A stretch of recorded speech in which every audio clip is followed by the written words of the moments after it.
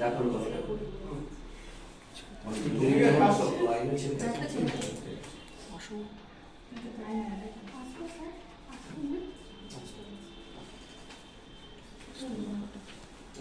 আবার যাও আবার আসবে, গেটটা বন্ধ করতে হবে, ঠিক আছে? ঢোকার পর গেট বন্ধ করবে, আসবো বলে গেট বন্ধ করতে হবে, ঠিক আছে?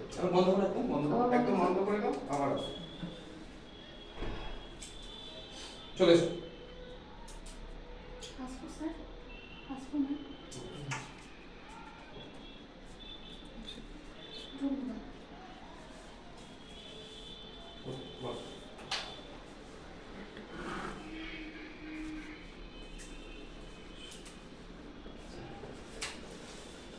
আচ্ছা, তুমি বসার আগে ধন্যবাদ বলবে কি জন্য, মানে স্যার তোমার আমি ঘুমিয়ে পড়েছি। আচ্ছা আচ্ছা, তোমার কোন বিষয়ে পড়াশোনা? আমার বাংলাতে স্নাতক করেছি। আচ্ছা, তুমি রবীন্দ্রনাথ ঠাকুরের দু একটা ছদ্মনাম বলো, যেগুলো তুমি লিখেছো। ভানুপ্রসাদ সিংহ আর আন্নাকালী বাকরেশ। আচ্ছা, তুমি রবীন্দ্রনাথ ঠাকুর ইংরাজিতে যে কাব্যগ্রন্থ লিখে নোবেল প্রাইজ পেয়েছিলেন তার নাম কি? গীতাঞ্জলি। কত সালে নোবেল প্রাইজ পেয়েছিলেন? 1913। 1913 সালে। আচ্ছা, তুমি জানো এই গীতাঞ্জলি যে কাব্যগ্রন্থ লিখেছিলেন তার যে মুখবন্ধটা কে লিখে দিচ্ছিলেন, মানে একদম শুরুতে যে মানে বইটা সম্বন্ধে কিছু ভালো কথা, কিছু প্রশংসা, একজন বিদেশি লেখক খুব বিখ্যাত উনি লিখেছিলেন, এটি জানি না। ডব্লিউ.বি. ইয়েটস। ডব্লিউ.বি. ইয়েটস উনি এটা শুরুর মুখবন্ধটা লিখে দিয়েছিলেন, খুব জনপ্রিয় কবি ইংরেজি। আচ্ছা, তুমি টিচার হবে, ঠিক আছে, তুমি বলো আর কি তোমার এমনি এই টিচার যদি না হতো তাহলে আর কি ছিল তোমার ড্রিম জব, বা অন্য কি নিয়ে তোমার দ্বিতীয় সেকেন্ড জব? তো অনেকের ইচ্ছা থাকে যে এটা ছাড়া আর কি ভালো লাগে। আমার নার্সিংয়ের প্রতি একটা আগ্রহ ছিল, কিন্তু যেহেতু আমার সায়েন্স ব্যাকগ্রাউন্ড নয়, তো তার জন্য আমার সেটা সম্ভব হয়নি। কিসের ব্যাকগ্রাউন্ড নয় বলে? সায়েন্স। Science background. এখন তো সায়েন্স ছাড়াও অনেকেই নার্সিং করছে, যে কোর্স। এখন কিন্তু যখন আমাদের সময় ছিল তখন তো সায়েন্স ব্যাকগ্রাউন্ডই লাগতো নার্সিং করতে গেলে। এখন তো প্রাইভেটে করায়, তখন তো ওই ব্যাপারটা ছিল আচ্ছা, না। তুমি কোন ইউনিভার্সিটি থেকে বাংলার পড়াশোনা করেছো? স্যার আমার Netaji Subhas university. Open university কেন করলে রেগুলার কোর্স না করে? স্যার আমি উচ্চ মাধ্যমিকের পরে আমি ডিএলএড কোর্সটি করেছিলাম, তার জন্য আমি দুটো রেগুলার কোর্স একসাথে করতে পারিনি, ওর জন্য আচ্ছা, সেটা তো গ্র্যাজুয়েশন করে তুমি করতে পারতে, তুমি মাঝখানে কেন ব্রেক করে এটা কি রেগুলার মতো করে ওখানে চলে গেলে? শুধু কি চাকরি পাওয়া মানুষের জীবনের একমাত্র লক্ষ্য? স্যার তখন আমার সেটা মনে হয়েছিল, তার জন্য আমি ওটা করেছিলাম, কিন্তু ওটা গ্র্যাজুয়েশনটা কমপ্লিট করে যদি আমি করতাম সেটাই ভালো হতো। আচ্ছা স্যার। তোমার নাম কি তাহলে? রূপা নস্কর। আপনার সম্পর্কে কিছু বলুন। স্যার আমি রূপা নস্কর, দক্ষিণ চব্বিশ পরগনার বাসন্তী থেকে আমি আসছি। আমার 2006-এ মাধ্যমিক, 2008-এ উচ্চ মাধ্যমিক, 2010-12-তে ডিএলএড আর 2016-তে আমার গ্র্যাজুয়েশন বাংলা বিষয়ে। বাংলা বিষয়ে গ্র্যাজুয়েশন, তাই তো? আচ্ছা আচ্ছা, বাংলা বিষয়ে তুমি গ্র্যাজুয়েশন। আচ্ছা, বলো তো রিসেন্ট বাংলাকে কত সালে হচ্ছে তোমার বাংলা যে ভাষাটা রয়েছে, বাংলা ভাষাকে ক্লাসিক্যাল ল্যাঙ্গুয়েজে কত সালে ওটা অ্যাড করা হয়েছে? আচ্ছা, ক্লাসিক্যাল ল্যাঙ্গুয়েজটা কি জানো? আচ্ছা, ক্লাসিক্যাল ল্যাঙ্গুয়েজ, ঠিক আছে, ঠিক আছে। আচ্ছা, তোমার দেখছি যে উচ্চ মাধ্যমিকে হচ্ছে জিওগ্রাফি ছিল, তাই তো? জিওগ্রাফি তো আগে তোমার নাম্বার 71, মানে জিওগ্রাফি সাবজেক্টটা তুমি নিলে না কেন? স্যার জিওগ্রাফিতে আমি অনার্স করে গিয়েছিলাম, কিন্তু আমার নাম্বারে আসেনি আর কি, আমাদের বছরে নাম্বারে আমার হয়নি, আচ্ছা আমি অনার্স পাইনি। আচ্ছা আচ্ছা আচ্ছা, তোমার বছরে সেটা হচ্ছে হয়নি, তাই তো? ঠিক আছে, তুমি হচ্ছে বাংলা থেকে বলছো। আচ্ছা, যদি বলি ভারতবর্ষের প্রাচীনতম গ্রন্থ কোনটা বলতো? চঞ্চল আচ্ছা, চর্যাপদ কি রচনা করেছিল? চঞ্চল রচনা করেছিল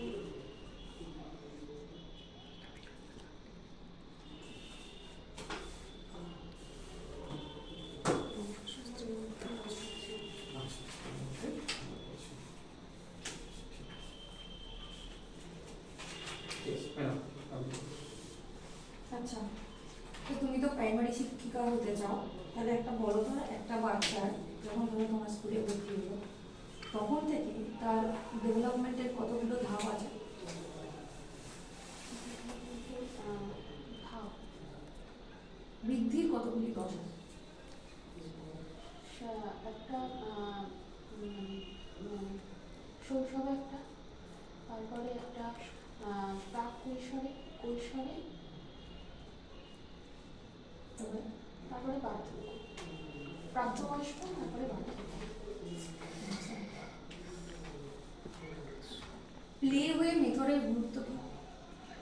প্লেওয়ে মেথড মানে হচ্ছে খেলার ছলে যে খেলার মাধ্যমে যে শিক্ষার্থীদেরকে যে শিক্ষা দেওয়া হয়, এর মাধ্যমে শিক্ষার্থীরা আরও অনেক বেশি সক্রিয়ভাবে এবং সৃজনশীলভাবে মানে শিখতে পারে এবং অনেক স্বতঃস্ফূর্তভাবে তাদের শেখাটা হয়। ফলে তারা অনেক মনোযোগী হয় বা আনন্দ পায় শেখাটার মাধ্যমে। আচ্ছা, দেখো শিশু বয়সে বাচ্চাদের মধ্যে অনেক রকমের সমস্যা আমরা দেখা যায়, যেমন ধরো কারোর মধ্যে অ্যাটেনশনের প্রবলেম আছে বা কারোর মধ্যে লিখতে লিখতে অসুবিধা। তো তোমার যদি ক্লাসরুমে কোনো বাচ্চার ডিসলেক্সিয়া যদি দেখা যায়, তাহলে সেটাকে তুমি কী করে সামলাবে? স্যার ম্যাম, ডিসলেক্সিয়া যদি কোনো বাচ্চার মধ্যে থাকে তাহলে আমি দেখবো যে কতটা পরিমাণে রয়েছে। যদি খুবই সামান্য পরিমাণে থাকে তাহলে আমি সাধারণ বাচ্চাদের সাথেই তাকে পড়াশোনা করাবো বা তার প্রতি হয়তো একটু বিশেষ নজর দেবো। আর যদি বেশি পরিমাণে থাকে তাহলে তাকে বিশেষ চাহিদা সম্পন্ন যে বা স্পেশাল এডুকেটার মানে বিশেষ চাহিদা সম্পন্ন যে স্কুল রয়েছে সেখানে তাকে পাঠাতে হবে। আচ্ছা, কিন্তু আমাদের তো ভারত সরকার এখন ইনক্লুসিভ স্কুলের কনসেপ্ট নিয়ে এসেছে, যে কোনো বাচ্চাই আলাদা না, সবাইকে একসাথে পাঠাতে হবে। তো তুমি সেটাকে কী করে মানে জাজ করবে যে একে আমার ক্লাসরুমে রাখা যাবে বা একে অন্য জায়গায় স্পেশাল স্কুলে পাঠাতে হবে? স্যার আমি ম্যাম আমি তার সাথে কথা বলে বা তার কথা বলে তার সমস্যাটা আচ্ছা, ও তো ছোটো, মানে 1 2 3 4 এরকম পড়ে, তুমি তার সাথে কী করে মানে বুঝবে যে তার এই সমস্যা হচ্ছে? তার সাথে বোঝার চেষ্টা করবো, বিভিন্ন পাঠদান বা বিভিন্ন অন্য কিছু কো কারিকুলার যে অ্যাক্টিভিটিগুলো রয়েছে তার মাধ্যমে বোঝার চেষ্টা করবো। আচ্ছা, তুমি বাচ্চাদের যখন ওই পরিবেশ শিক্ষা আসবে তখন তুমি সেক্ষেত্রে তাদেরকে মানে নিজের টিচিংটাকে আরও বেশি ভালো করার জন্য তাদেরকে পরিবেশ সম্বন্ধে নলেজ দেওয়ার জন্য কী করবে? আমি পরিবেশ সম্পর্কে নলেজ দেওয়ার জন্য আমি পরিবেশের কোনো বাস্তব পরিবেশে নিয়ে গিয়ে যদি আমি তাদেরকে শিক্ষাদান করি তাহলে সেটা আরও তাদের কাছে বেশি আনন্দদায়ক হয়ে উঠবে এবং মুগ্ধ হয়ে উঠবে বিষয়টি। আচ্ছা, কিন্তু তোমার মধ্যে কিছু দুর্বলতা বা পিছিয়ে রয়েছে, যে জায়গাটা তুমি যদি আবার সুযোগ পেতে ঠিক করে দিতে, তো তুমি তোমার আনসার কী হবে? ধরুন তোমাকে সুযোগ দেওয়া হয়েছে কোনো কারণে। স্যার আমার মধ্যে দুর্বলতা বলতে আমি খুবই মানুষকে বিশ্বাস করি। এই বিশ্বাস করাটা হয়তো সব ক্ষেত্রে ঠিক হয় না বা কিছু কিছু ক্ষেত্রে ঠিক হয়। আর আমি অন্যায় একদম সহ্য করতে পারি না, তো সেই জায়গায় আমি হঠাৎ করে রেগে যাই। এটা আমার দুর্বলতার জায়গা আমি মনে করি। আচ্ছা, প্রথমে এখানে উইকনেস মানে তো অবশ্যই একটা স্টুডেন্টের উইকনেস নিশ্চয়ই পড়াশোনা বা ওই রিলেটেড হবে, ঠিক আছে, তোমার সেই উইকনেসের উপরে তুমি কি চিন্তা ভাবনা করছো? পড়াশোনা সম্পর্কে অবশ্যই একটা স্টুডেন্ট যদি তোমাকে আবার প্রাইমারি স্কুলেই পাঠানো হয়, তুমি সেই সুযোগটা যদি পাও একদম ছোটোবেলাকার মতো করে, তাহলে তুমি কী কী চেঞ্জ করবে? তোমার এখন নিশ্চয়ই মনে হচ্ছে যে আমার ছোটোবেলায় এই জিনিসগুলো চেঞ্জ করা উচিত। আচ্ছা স্যার, আমার মনে হয় আমি অঙ্ক যে বিষয়টা গণিত বিষয়ে আমার কিছুটা ভীতি আছে, তো সেই জায়গাটা আমি মনে করি যে যদি আমি সেই সুযোগটা পাই সেই জায়গাটা আমি পরিবর্তন করতে চাই বা করবো। আচ্ছা, বলতো এই টিচারদের কোনো কি স্কুলে ড্রেস কোড দেওয়ার কোনো প্রয়োজন আছে? ড্রেস কোড স্কুলের সমস্ত টিচারদের একই ড্রেস হবে, এটা কোনো প্রয়োজনীয়তা বা এটা নিয়ে তোমার কি ধারণা? স্যার আমার মনে হয় না যে শিক্ষক বা শিক্ষিকাদের ড্রেস কোড থাকাটা দরকারি। রুচিশীল এবং ভদ্রসভ্য এরকম কোনো পোশাক সেটা যাই হোক না কেন সেটা যদি পরিধান করে তাতে আমার মনে হয় না কোনো অসুবিধা আছে। কারণ প্রত্যেকেই তো বিভিন্ন পরিস্থিতির মধ্যে থেকে আসছে, তো দেখা যাচ্ছে যে কারো স্কুল হয়তো দূরে, সেক্ষেত্রে সে হয়তো কোনো, আমি ম্যাডামের কথাই বলছি, মানে শিক্ষিকার কথা বলছি, সে হয়তো শাড়ির বদলে যদি চুড়িদারটাকে পরিধান করে সেখানে কোনো খারাপ তো মনে হয় না কিছু আছে আমার। আচ্ছা, এখনকার দিনে আজকালকার দিনে এই সোশ্যাল মিডিয়া বা বিভিন্ন রকম মিডিয়া এই জায়গায় একটা শিক্ষকদের প্রথমত প্রত্যেকটার মধ্যে বিভিন্ন চ্যালেঞ্জের মুখোমুখি হতে হয়। ওকে, তো সেই জায়গাটা তুমি কীভাবে হ্যান্ডেল করবে, বা তোমার স্কুলে যদি কোনো রকম যে সমস্ত চ্যালেঞ্জ আসে প্রতিদিনই বিভিন্ন রকম কম্পিটিশন রয়েছে, সেগুলো তুমি কীভাবে হ্যান্ডেল করবে এডুকেশনের কারণে? সেটা হতে পারে মিড ডে মিল ওরিয়েন্টেড, হতে পারে ম্যানেজিং কমিটি থেকে কোনো প্রেশার, বা হতে পারে আদার্স তোমার পলিটিক্যাল কোনো ইস্যুস। তো সেটাকে কীভাবে তুমি শর্ট আউট করবে বা কীভাবে দেখবে? স্যার আমি প্রথমেই শিক্ষা মানে শিক্ষকতা মানে আপসহীন সংগ্রাম। আমি কখনোই মানে যে পরিস্থিতি আসুক না কেন, সে পলিটিক্যাল হোক বা কোনো রকম অন্য ধরনের, আমি সব ক্ষেত্রেই কোনোভাবেই আপোষ করবো না। সেখানে আমার যাই পরিস্থিতি হোক, আমার মানে সহকারী শিক্ষক বা প্রধান শিক্ষকের সাথে আলোচনা করে আমি ব্যাপারটাকে সমাধান করার চেষ্টা করব। ওকে, আচ্ছা, তুমি প্রাইমারি স্কুলে তোমার সাবজেক্ট কী ছিল? না, তোমার সাবজেক্ট এখন কী ছিল? বেঙ্গলি ছিল। তো তুমি স্কুলে কোন সাবজেক্টটা পড়াতে চাইছো প্রাইমারি স্কুলে? স্যার প্রাইমারি স্কুলে তো ওরকমভাবে কিছু হয় না, সমস্ত বিষয়ই আমাদেরকে পড়াতে, মানে যে টিচার হবে তাকে পড়াতে হয়। তাহলে তুমি আজকে কোন টপিকের উপরে ক্লাস দেওয়ার জন্য রেডি হয়েছিল? তুমি কি কোনো টপিক চুজ করেছো? হ্যাঁ স্যার, কোন টপিক? পরিবেশ। পরিবেশের কোন টপিক? পরিবেশের ক্লাস করে উদ্ভিদের খাদ্য তৈরি করার কৌশল। ওকে, তুমি প্লিজ বলো। শুভ সকাল শিক্ষার্থীরা, ভালো আছো তোমরা? হ্যাঁ স্যার, সব কি লিখে করবো নাকি শুধু মানে যেমন করে বলবো স্যার, যেভাবে তুমি ক্লাস প্রেজেন্টেশন দিতে চাই, ঠিক আছে, অ্যাজ ইউর চয়েস। শুভ সকাল শিক্ষার্থীরা, তোমরা ভালো আছো তো সবাই? হ্যাঁ, ম্যাডামও খুব ভালো আছে। আজকে কত তারিখ বলো তো? কেউ বলতে পারবে? আমি বলে দিচ্ছি, আজকে 8 তারিখ ডিসেম্বর মাসের 8 তারিখ 2025 সাল। আজকে আমরা কি পড়বো বলো তো? আজকে আমরা পরিবেশ বিষয় পড়বো।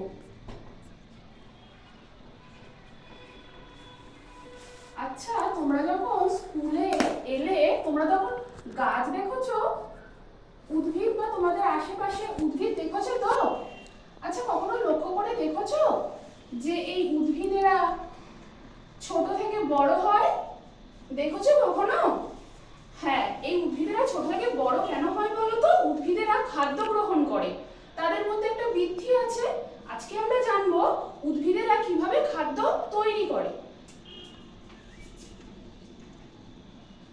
তাহলে আজকে জানবো আমরা গাছের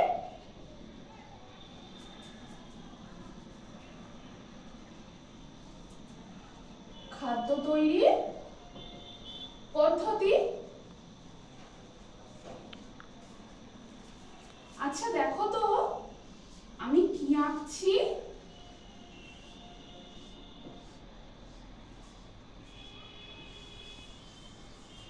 এটা কি? এটা একটা উদ্ভিদ তো? আচ্ছা, উদ্ভিদরা কিভাবে খাদ্য তৈরি করে? আমাদের কাছে তো গ্যাস আছে, বাসন কোসন আছে, আমরা খাদ্য তৈরি করতে পারি, কিন্তু উদ্ভিদেরা কিভাবে খাদ্য তৈরি করতে পারবে? উদ্ভিদেরাও খাদ্য তৈরি করে, উদ্ভিদেরা নিজেরাই খাদ্য তৈরি করে। কিভাবে খাদ্য তৈরি করে দেখো, এই সবুজ উদ্ভিদ তার সমস্ত সবুজ অংশ দিয়েই খাদ্য তৈরি করতে পারে, কিন্তু আমাদের মারা যখন রান্না করে কি করে? রান্নাঘরে রান্না করে তো, বা যখন মিড ডে মিল তৈরি হয় তখন কি করা হয়? রান্নাঘরে রান্না করা হয়। উদ্ভিদেরও খাদ্য তৈরি করার একটা নির্দিষ্ট জায়গা আছে, সেটাকে আমরা কি বলি জানো? উদ্ভিদের রান্নাঘর। সেটা কি বলতো? সেটা হচ্ছে সবুজ পাতা। এই পাতার মধ্যে কি আছে জানো? ক্লোরোফিল কণা আছে, ক্ষুদ্র ক্ষুদ্র কণা আছে। এটাকে আমরা কি বলি? ক্লোরোফিল কণা। ক্লোরোফিল কণার উপস্থিতিতে কি করে উদ্ভিদ? আমরা যখন মিড ডে মিল আমাদের মাসিরা বানাচ্ছিল, কি করছিল? উনুনের উপর কড়াটাকে রেখে রান্না করছিল না? উদ্ভিদেরও ঠিক সেরকম ভাবে রান্না করতে গেলে তাপের দরকার হয়। এই তাপ তারা কোত্থেকে পায় জানো? তাপ তারা সূর্য থেকে পায়। কি করে? এই সূর্যের আলো পাতার মধ্যে যে ক্লোরোফিল কণা রয়েছে, সেই কণার মধ্যে কি করে? সূর্যের আলোটি আসে। এরপরে কি করে উদ্ভিদ? আমরা যখন শ্বাস প্রশ্বাস গ্রহণ করি, পরিবেশ থেকে আমরা অক্সিজেন গ্রহণ করি না, আর কার্বন ডাই অক্সাইড ত্যাগ করি। সেই কার্বন ডাই অক্সাইডটা উদ্ভিদ নিজের খাদ্য তৈরির জন্য কাজে লাগায়।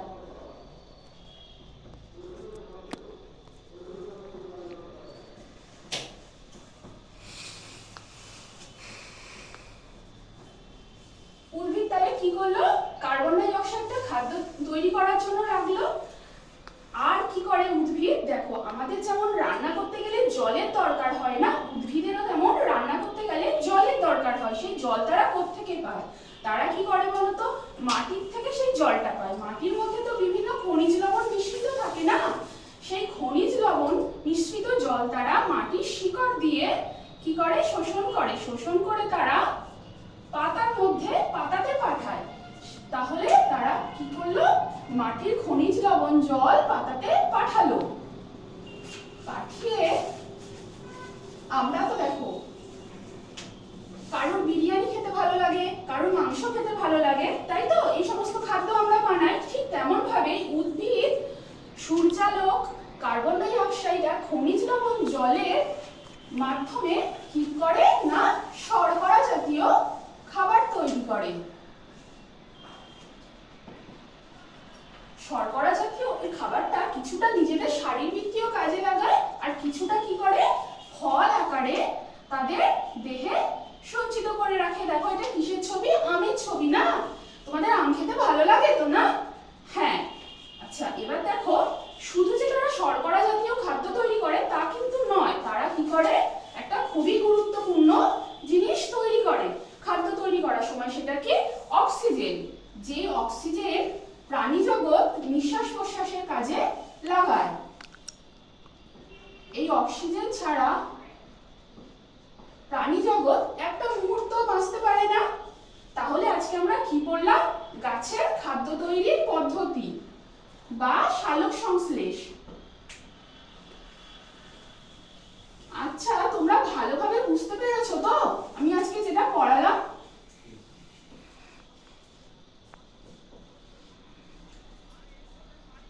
আমরা কতটা জানলাম সেটা আজকে দেখে নিই। আচ্ছা, মানে এবারে কিছু প্রশ্ন ধরতে হবে, তাই তো? ঠিক আছে। ক্লাস শেষ হয়ে গেল, তুমি কিছু বলতে চাইলে বলতে পারো। ক্লাস শেষ এমনি হয়ে গেল, তাই তো?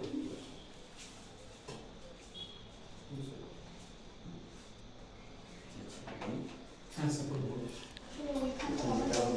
বন্ধ করতে গেলাম তো তখন সব নিয়ে গেছে। যাই হোক, বিভিন্ন পরিস্থিতি হতেই পারে। কোনোভাবে কনফিডেন্স মানে সাবলীল থাকা, হ্যাঁ, অতিরিক্ত দেখানোর কিছু নেই। ওভার কনফিডেন্স না, ল্যাক অফ কনফিডেন্স না, একটা ব্যালেন্সড। নর্মাল যেভাবে রিয়াক্ট করে সেভাবে রিয়াক্ট করে। কারণ এখানে ইন্টারভিউ কেউ ভাগ ভালো বসে থাকবে না। সাধারণ মানুষ, তুমি পরীক্ষা পাস করে এই জায়গায় এসেছো, আর একটা পরীক্ষা দিচ্ছ, নর্মাল ওয়েতেই যাবে, ঠিক আছে? আচ্ছা, তারপর যেটা তাহলে কনফিডেন্স নেই, সাবলীল নয়। আচ্ছা, তার সঙ্গে তুমি উইশ করেছিলে? না, না, উইশ না, করছো? পারেনি। উইশ গুড মর্নিং বা যেটা সুপ্রভাত বা কিছু যেটা উইশ করে, যেটা ক্লাস নেওয়ার সময় করেছো, কিন্তু তুমি টিচারদের যে ঢুকে দরজা দিলে তারপর তো এসে হাসি মর্নিং মুখে- হলে গুড মর্নিং হ্যাঁ, স্যার, গুড মর্নিং ম্যাম। হ্যাঁ, ঈশ্বর, হ্যাঁ, সুরভিকে তুমি যেরকম নামে ঈশ্বর, বসার পারমিশন নিতে হ্যাঁ, হয়। যেহেতু বাংলা তোমার বিষয়, তুমি বাংলায় শুভ বিকেল বা শুভ সকাল যে টাইমটা অনুযায়ী বলবে। তারপর ঈশ্বর দাস, মধ্যাহ্ন বলতে হবে। হ্যাঁ, দুপুর ঈশ্বর। হলে মধ্যাহ্ন, সকালে গেলে সকাল। এবারে ওটা মোটামুটি খেয়াল রাখবে। মোটামুটি আমরা শুভ বিকেল শুভ সকাল এইভাবে বলি, খুব একটা 12টা যে গুড নুন বলে এরকম কিছু নেই, ইংরেজি বলে ওই শুভ সকাল শুভ বিকেল বলে। আর একটা যেটা হলো তুমি যখন উইশ করবে তখন ঈশ্বর হাস্যময় মানে টেনশনে করে না, মানে জোর করে করছো এরকম জানো না। এখানে একটু স্যার আমি সঙ্গে যে কোশ্চেনটার আনসার পাচ্ছি না, সেখানেও মুখে হাসি মুখে না স্যার পাচ্ছি না বা জানা নেই, সেটা মনে হচ্ছে যেন খুব একটা টেনশনে বলছে যে পাচ্ছি না বা জানি না, তো হাসি বিরাট মানে Sorry স্যার, এই মুহূর্তে মনে পড়ছে না। মানে- মুখে একটা হালকা হাসি মানে থাকে। ব্যাপারটা হলো হাসি মানে কি বলতো, তুমি নর্মাল ওয়েতে না, হাসি মানে এটা ঠিক বলো না, মানে তুমি টেনশন মুক্ত, স্যার যেটা বলতে যে টেনশন মুক্ত ফেশিয়াল এক্সপ্রেশন হবে, যে সরি সরি স্যার আমার মনে করছে না, মানে তুমি একটা পিওর অভিনয় করছো, মনে রাখবে এটা পুরোটাই তোমার অ্যাজ অ্যান অ্যাক্ট্রেস তুমি ডিসপ্লে করছো ইন্টারভিউ রুম। তাই তুমি যখন সুন্দরভাবে অভিনয় যে রোলটা প্লে করতে এসেছো, সেটা যত নিখুঁতভাবে করবে তত চাকরি পেতে খুব সুবিধা হবে। পরের দিকটা তোমার ক্লাস নেওয়াটা যতটা ভালো লেগেছে তবু শুরুর দিকটা কিন্তু মানে হয় না, অনেক সিনেমার শুরুর দিকটা দেখি দর্শকরা অনেকে শীত ছাড়তে শুরু করে, সেই জায়গাটা যেন না হয়, মানে তোমার ওই কনফিডেন্সের অভাব, তারপর সাবলীল হ্যাঁ, যে উইশ করা একটু একটু জোশ দিয়ে good morning sir, good morning ma'am বা শুভ সকাল স্যার, এই যে সুপ্রভাত, শুভ সকাল সুপ্রভাত বলি, তো এইটা উইশ করার সময় একটা এনার্জি, যেটা একটা আনন্দ, মানে যেন ক্লাসরুমটা যে তুমি ইন্টারভিউ রুমটা যেন একটা এনার্জেটিক হয়। তারপর ভয়েসটা জড়ো সরলভাবে তুমি বলছো, ভয়েস ক্লিয়ার নয়, তোমার আগে যারা বলেছো ওদের ভয়েস কিন্তু ক্লিয়ার লেগেছিল না, তোমাকে সেই জায়গায় বলতে হবে, মানে জড়ো ধরো জাবুথাবু হয়ে বললে হবে না, বুঝতে পারলে কি বললাম? ভয়েস আর একটা হলো ল্যাক অফ নলেজ, যেটা ওই মানে সেটা তো বললাম, ওই যেটা আমরা কে লিখেছে গীতাঞ্জলির ব্যাপারটা, যেহেতু রবীন্দ্রনাথ ওরিয়েন্টেড, হ্যাঁ, তো সেই জায়গাটা একটু রাখলে ভালো হতো।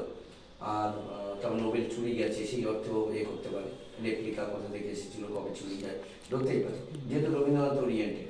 হ্যাঁ, আচ্ছা, তারপর তোমার এমনি সত্যজিৎ রায় সম্বন্ধেও বিভিন্ন কিছু ধরতে পারে, যেহেতু বাংলা সাহিত্যিক আবার চলচ্চিত্র নির্মাতা, এই যে বিভিন্ন জিনিস তোমার মানে ভাবতে হবে একটু লার্জ স্কেল, একটু বড় হবে।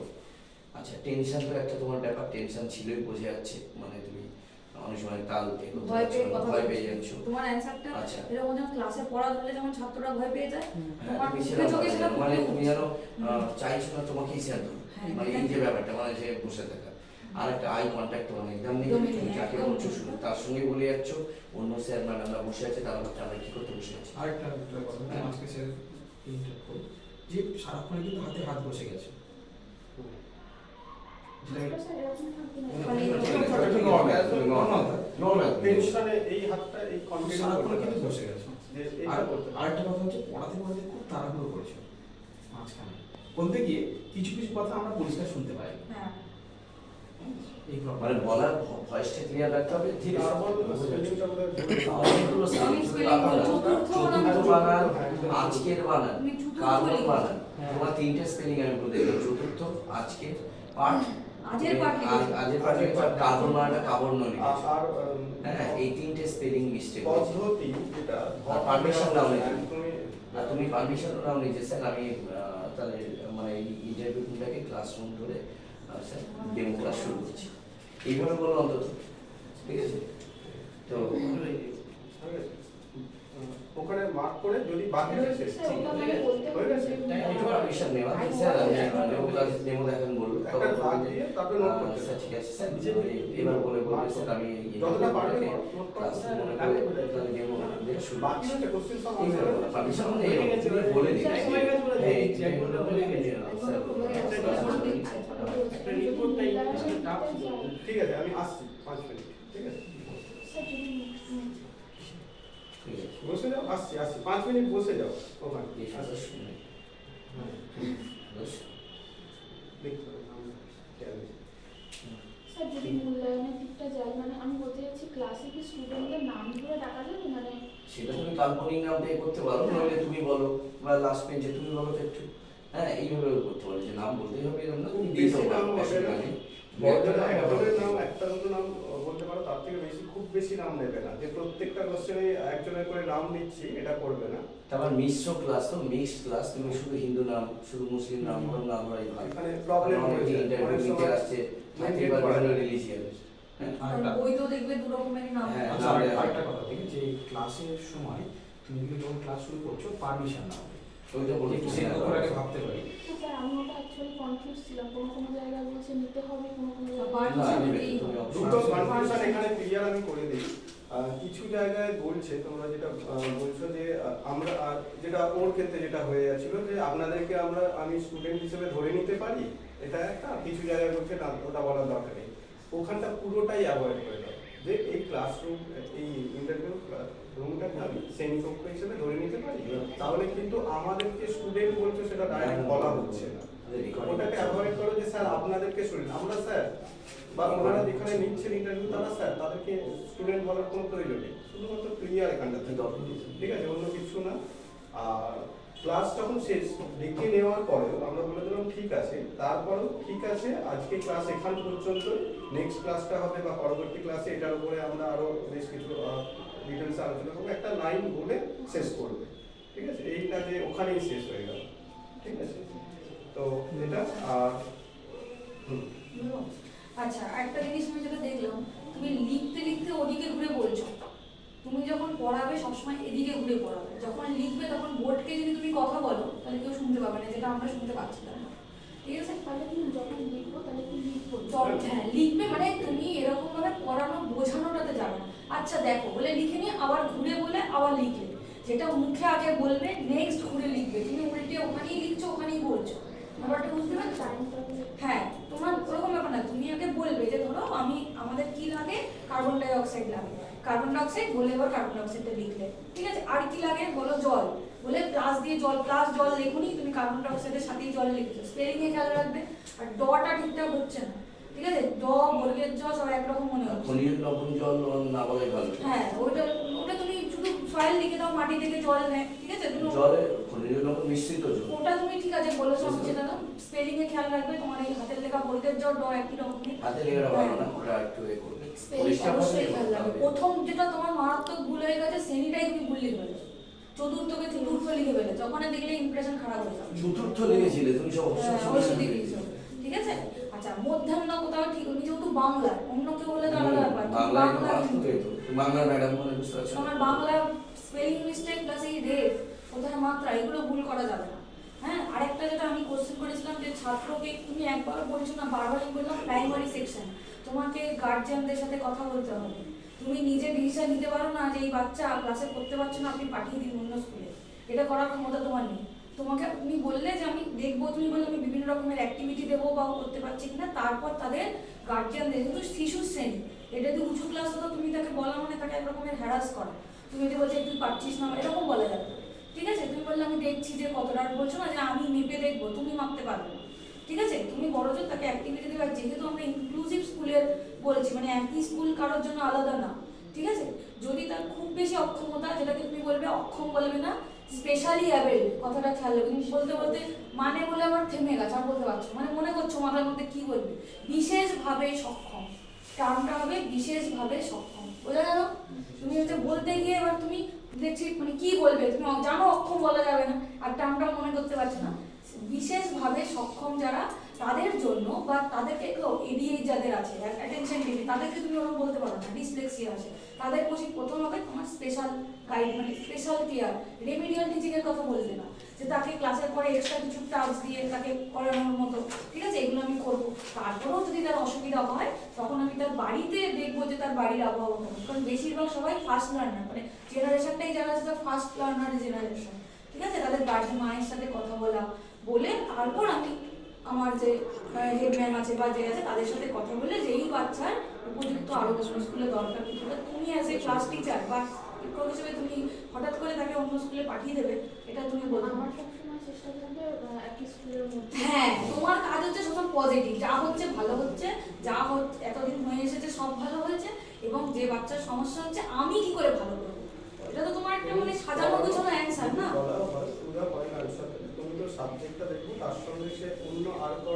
কি সে ইন্টারেস্ট কোন কোন কাজের সঙ্গে সে ভালো লাগা সেটাও বলেছে বিভিন্ন পার্ট এক্সট্রা ক্যারিকুলার গুলো বলেছে। সেটা যেমন বলছো, তার সঙ্গে যদি কোনো রকম মানে পড়া আর এই কাজগুলো বাদে কোনো রকম ডিসিশন নিলেই সেটা করবে আলোচনার মাধ্যমে। হ্যাঁ অবশ্যই, যেহেতু শিশু, শুধুমাত্র খেয়াল রাখবে পড়াশোনা আর এই এক্সট্রা কাজগুলো একটা ওয়ানের বাচ্চা তার এডিএইচ সমস্ত কিছু আলোচনার মাধ্যমে ডিসিশন, সেটা স্কুলে টিচার, হেড টিচার এবং অবশ্যই parents। সবসময় আলোচনা, সে যে কোনো বিষয় হোক না কেন, ঠিক আছে? প্রধান শিক্ষক এবং তার অভিভাবক। তুমি টেনশনটা একটু দূরে সরাও, হ্যাঁ, তাহলে তোমার তোমার মুখে পরিষ্কার হচ্ছে ভয়, মানে কেমন যে ভুলগুলো করেছো সেগুলো ভয়, সবকটাই কনফিডেন্সটা পড়ানোর সময় পেয়েছি, কিন্তু শুরু situation- থেকে এগুলো না। ঠিক আছে? রিপিটেড ওয়ার্ড মানে আমি নোট করেছি, ঠিক আছে? তো করে বলেছো, আমি নোট করেছি মানে বলে আবার তুমি মানে করে দিচ্ছ, মানে এটা মানে এটা করতে হবে না, তোমাকে ওটা বুঝিয়ে দেবে, ঠিক আছে? ওইটা একটা মানে অভ্যাস হয়ে যায় অনেক যে মানে কোশ্চেনগুলো করা হয়েছে একটা ঠিকঠাক আনসার না। উইকনেস মানে তোমার উইকনেস কাকে পছন্দ করছো, বা তুমি রেগে যাও বা ভালো লাগা খারাপ লাগা, এখানে তোমার উইকনেস এটা বলতে হবে না। প্রাইমারি তো অঙ্কের দুর্বলতা এসে ঠিক বলছে আছে। যেমন তুমি তুমি বললে যেটা সব বলবে, সাবজেক্ট পড়াতে হয়। হ্যাঁ, তাহলে তুমি যেটা অঙ্কের উইকনেস, দুর্বলতা তোমার উইকনেস জানতে চাওয়ার সঙ্গে সঙ্গে তুমি যেটা বলেছিলে উইকনেসের জন্য, তুমি কি বলেছিলে মনে করে রাখো, যে হ্যাঁ বলো, কাউকে মানে বিশ্বাস করে। বিশ্বাস করে রাখো। এখন তুমি আরো ইন্টারভিউ অন্যায় বোর্ডে সহ্য করতে বিশ্বাস অবিশ্বাসের এই টপিকটা আসছে কোথা থেকে?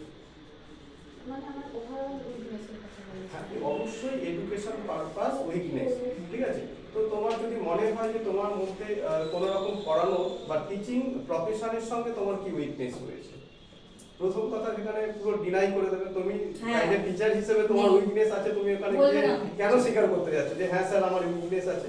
যদি তোমার কথাটা এরকম হচ্ছে যে আমার মনে হয় না আমার কোনো সেরকম আছে, যদি কোনো উইকনেস আমার হয়ে থাকে বা আমার যদি কোনো সবসময় আমি সেটাকে আরো বেশি করে ঠিক করার চেষ্টা করি, ইমপ্রুভ করার চেষ্টা করি, ঠিক আছে?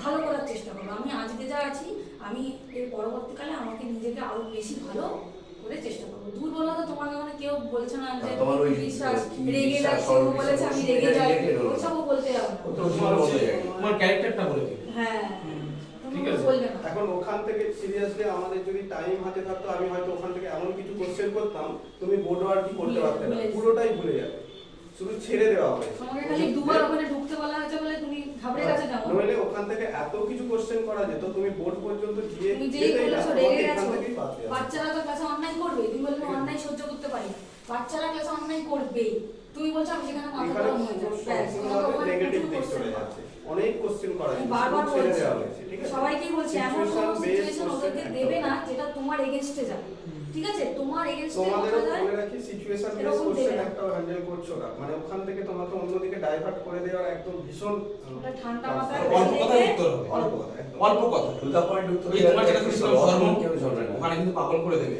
ওখানে একটা কি কোশ্চেন হবে জানো, যে বলছে মানে বর্তমান ইস্যু অনুযায়ী এটা বলে দিল যে হচ্ছে ধর্মীয় শিক্ষা তো স্কুলে থাকতে পারে না, ধর্মীয় শিক্ষা স্কুলে হয় না, সরকারি স্কুলে, তাহলে যেখানে সরস্বতী পুজো হতে পারছে সেখানে হচ্ছে আজান পড়া যাবে না কেন? যদি এই কোশ্চেনটা করে যেতে পারতাম, বুঝতে পেরেছো? ধর্ম কথাটা উল্লেখ করে এটা তোমাদের না, এটা হচ্ছে যেহেতু 9 10 এর শিক্ষক, ওটা ওদের লেভেলটা আলাদাই যাবে, কি বলি বুঝতে পেরেছো? অন্য লেভেলে নিয়ে চলে যাবে। বাচ্চা ওরিয়েন্টেড থাকবে।